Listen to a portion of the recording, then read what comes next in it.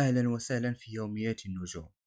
ضجت منصات التواصل الاجتماعي بخبر مؤلم لمحبي الفنان المغربي سعد المجرد، حيث انتشرت أخبار تفيد بأن الفنان سعد المجرد حاول الانتحار داخل سجنه الانفرادي بباريس نتيجة معاناته من حالة اكتئاب شديد، لكن دون أي تعليق من أفراد عائلته أو محاميه.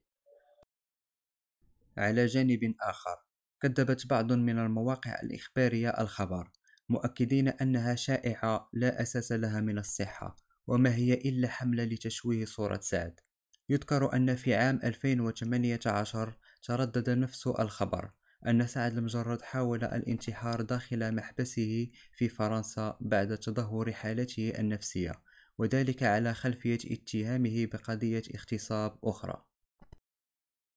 وكانت قد حكمت المحكمة الفرنسية في شهر فبراير الماضي على سعد المجرد بالسجن لمدة 6 سنوات.